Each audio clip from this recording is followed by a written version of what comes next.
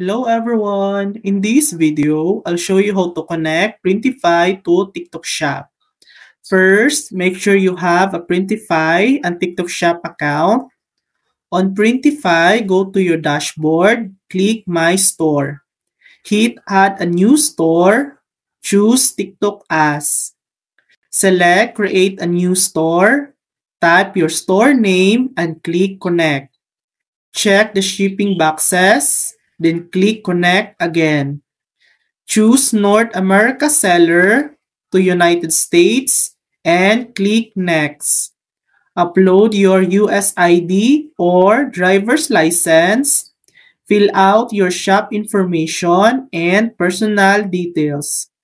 That's it. Printify is now linked to TikTok Shop. Thanks for watching. If this video helped you, please like and subscribe for more helpful tutorials.